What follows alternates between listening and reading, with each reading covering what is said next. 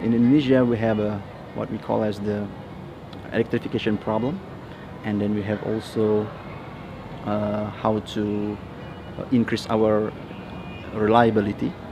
The object is to look at how rapidly and how extensively Indonesia could convert from basically coal through to renewables, which basically means wind and solar photovoltaics. We are demanded to increase our renewable energy, but in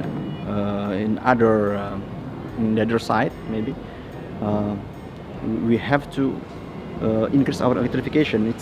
It's not easy for us. PV and Indonesia go very well together. It's a tropical country. It has very good sunshine across the year. It does not have a winter season, which is the case with all countries that are further away from the equator than Indonesia is.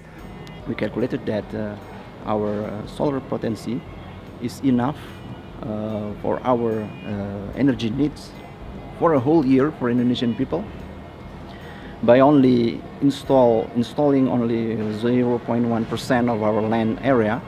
Because PV is a fantastic technology for distributed energy. It means that PV can go on rooftops all over the country. It can go where people live. It's not centralized, though it can be. And you can put 50 megawatts or 50 kilowatts or 50 watts in a particular spot depending on what is actually required.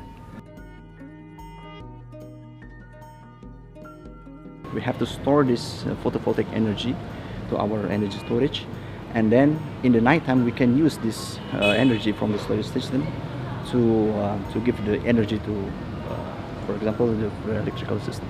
So pumped hydro is simply to have two reservoirs close together but separated by 300, 400, 500 meters of altitude, with a pipe between the two reservoirs and a pump and a turbine at the bottom of that pipe.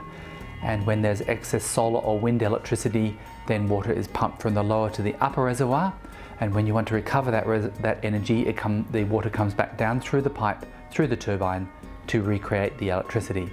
The hydro pump energy storage system only requires mostly from civil engineering, and then electrical engineering, also mechanical engineering. Then in Indonesia we have already that.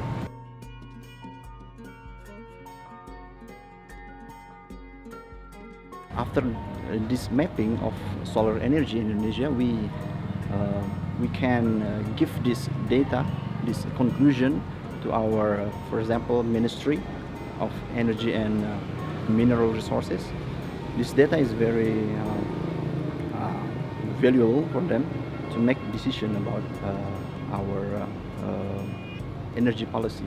I would hope that Indonesia will make a very rapid move so that by 2030 much more than half of new generation capacity going in is in fact PV, and by 2040 virtually all new generation capacity is PV.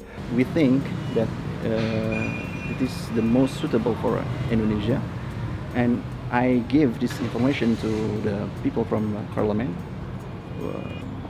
Maybe it will be influencing in the future in Indonesia.